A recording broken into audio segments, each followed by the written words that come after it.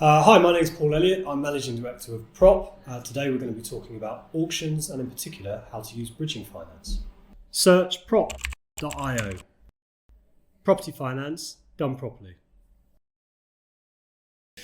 So bridging finance traditionally has been used to bridge the gap between selling your home and buying a new home. But in more recent years, it's become a real powerful tool for property investors, particularly when they're looking to buy at auction. In the past, that's been really the arena for cash buyers only. But now by using bridging finance, you can start to grow an investment portfolio very, very quickly.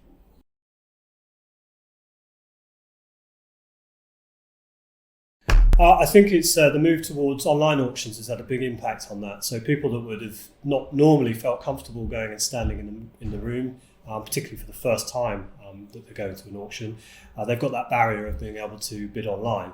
That, and also I think there's been more capital flying around, so people are looking at ways to use their money because they can't go on holidays and all the other stuff, and some have been drawn towards auction and property.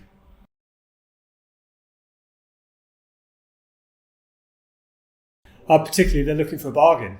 We're all after a bargain. We all love property. There's a long-running program that's followed auctions, and I think that's part of our psyche as a nation.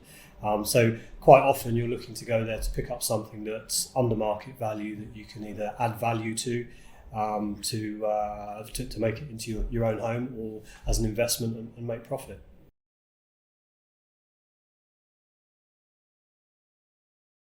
I think because it's more readily available these days than it used to be. So there are far more lenders in the market than there were maybe 10 or 15 years ago.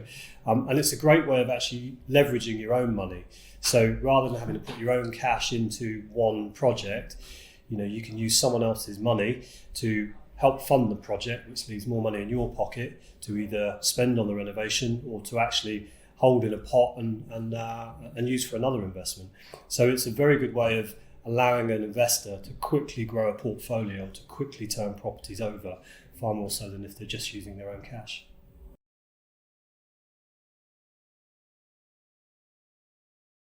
Well, relatively to mortgages, and certainly because we've been in such a low interest rate period for the last 10 or 15 years, they can seem expensive. But what we try to explain to customers is you need to look at the end result. So if it's costing me this amount to buy the property using this finance, what profits will I make at the end of that? And then they make a decision about whether they feel that that's worthwhile.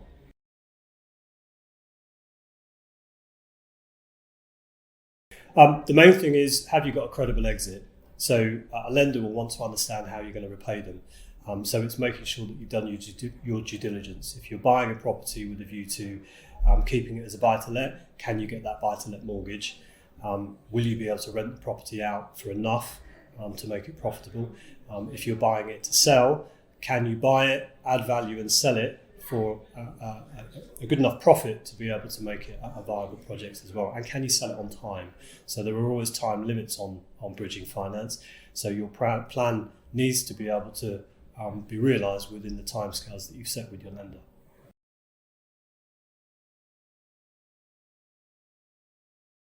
Well, that really comes down to the individual project. So there are lenders that are really quick and flexible and work well with auction finance. There are other lenders that are very good at getting a handle on complex situations.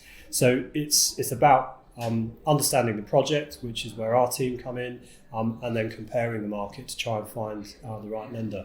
And you'll find that some lenders are really, really good at one point, but then they get really busy. So actually you move to another lender that have got capacity to take on the case. So again, it's about understanding the market at a given time that you need to get access to it, really.